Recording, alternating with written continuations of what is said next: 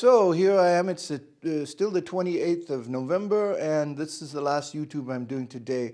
I was looking at some of my old YouTubes, and I thought, boy, I really played the natural trumpet very badly in a lot of them, and I just wanted to talk a little bit about the natural trumpet, especially the one with holes that people like Ed Tarr developed.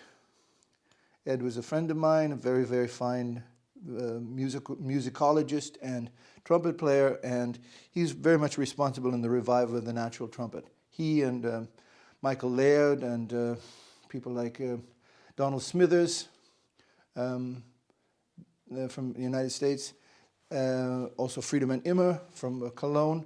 They were very much a part of the development, and of course people like Mr.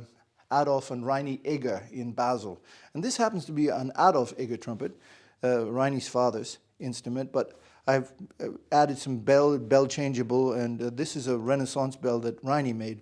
Very thin, 0.4 millimeter thickness here, very light bell. And I want to play a little bit for you on it, maybe something like from Fantini. Now I've got several different mouthpieces. I wanted to first of all show you the difference in the character of the sound. This is the mouthpiece I used to play all the time on the trumpet. It's quite a big bore, as you see. I think about a 4.5 bore. Sometimes I play even 5.4, but this is 4.5 millimeter borum. But it's usually goes back and then goes back out again. Sort of a special kind of, if you take a look at it, it's first of all goes down and then goes back out again. I've done so many experiments and had so different mouthpiece made and tried and whatever. See, you can't build a racing car unless you have a racing car driver. And you can't improve a racing car unless you invest money to improve it.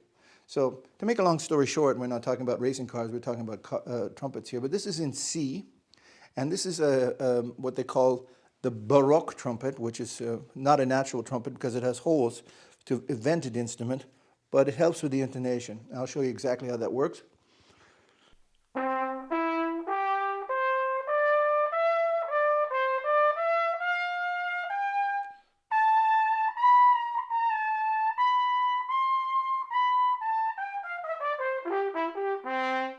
I'm playing badly again.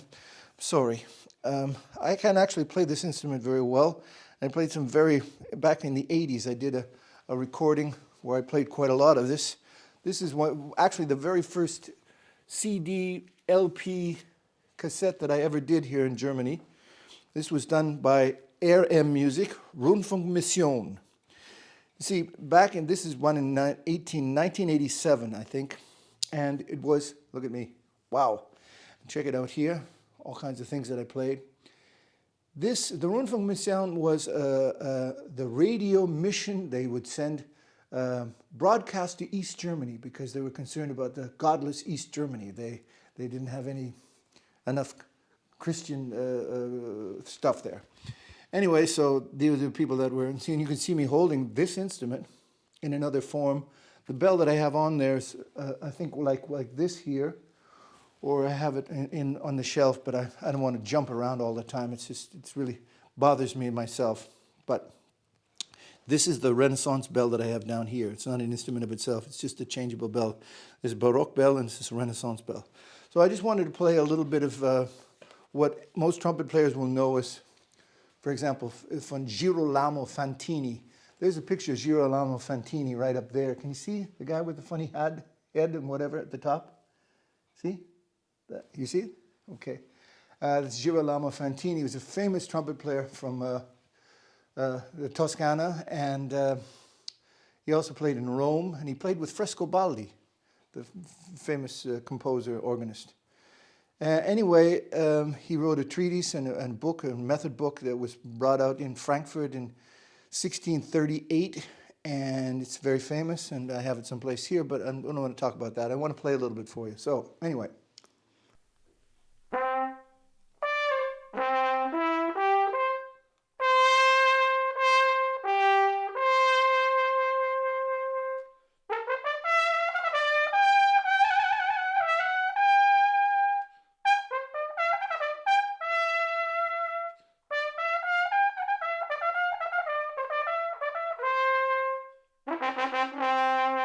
Now, I don't usually play this mouthpiece anymore because I'm interested in a more heroic sound. I think they played even much bigger mouthpieces, and this is more like a high Baroque mouthpiece, like not from 1638 or that time, but more like 1730, about the time when people like Wimanowski and even later Gottfried Reiche. So this is my Reiche model mouthpiece.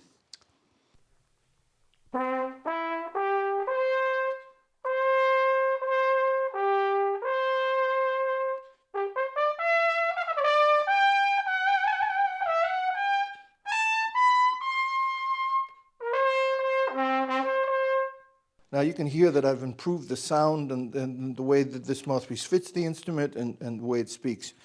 But what I really think that they were playing in the time of Fantini were much bigger mouthpieces, and you can take a look at here. This is about, I usually play about 18.5 millimeter cross-sectional diameter, and this is about 22, 23 millimeter cross-sectional diameter.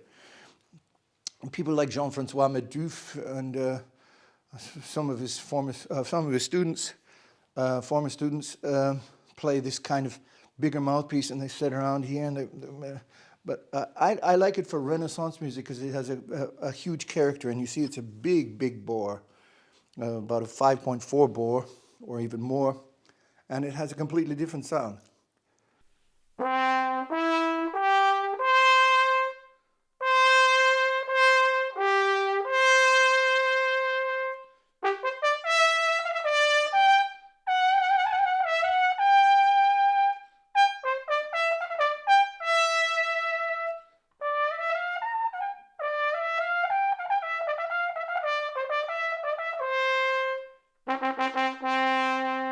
So you could use it as a principal mouthpiece in 3 instruments when you're playing Bach and whatever, because it's more for the lower register. But it has a 6.7 bore, 6.7 hole. That's pretty serious business. Anyway, you can actually though play high with it, if you know the sound is not very centered. That's all. So I'll just play. We're in C, I'll just play scale.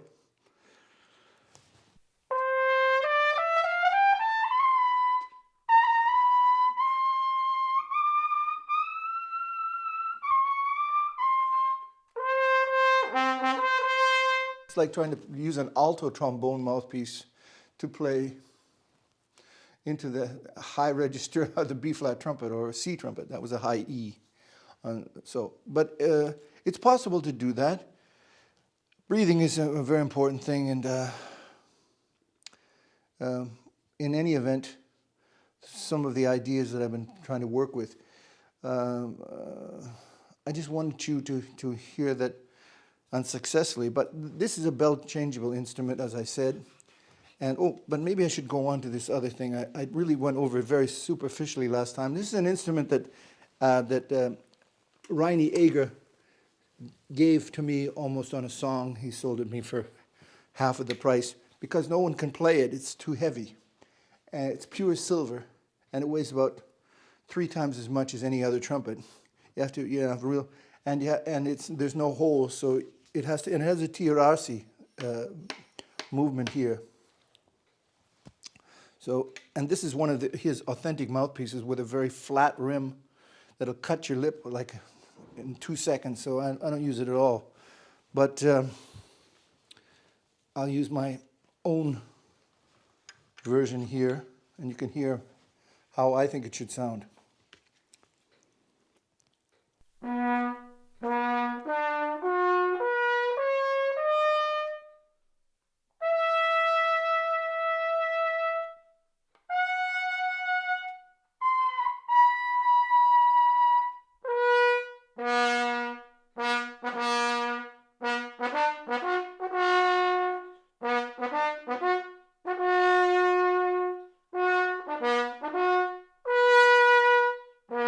It's really a military trumpet. You can see all the cannons and kettle drums and whatever. Like I said, it's oxidizing, but it's pure silver, and this is all gold gold-plated and whatever. It's a pretty expensive trumpet, actually. I think it's about 7,000 euro or more. No, I actually asked about it. It's about 10,000 euro, but I never play it. I wish I had somebody that would come by and maybe play with me, and I'd lend them the trumpet. They can play it. What do you think? Maybe somebody like maybe you, Mr. Abraham. Sergio, remember you're supposed to come over from Buenos Aires to play some pieces with me. I'll let you use one of my trumpet catches too, and whatever. It would be fun. But anyway, I think it has quite an interesting character of sound. Don't you think so? Mike? Yeah.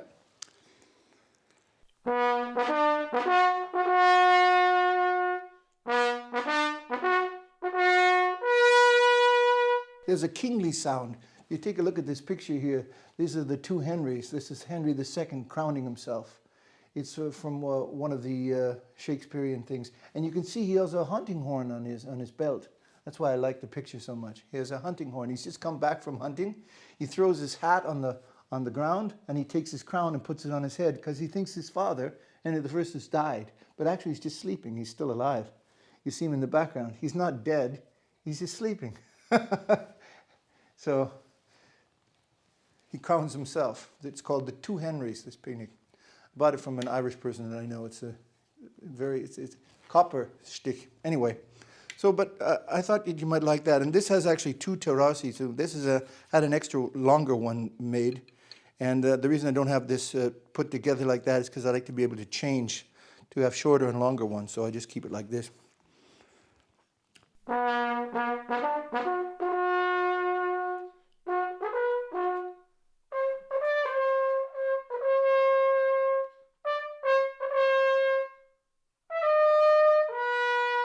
So this terrassi sug is like a cross between a trombone and a trumpet.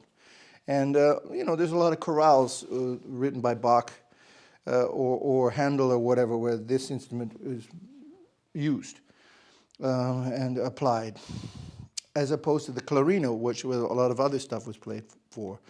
And I propose that it was also done with hand reflection, as I showed in earlier YouTubes.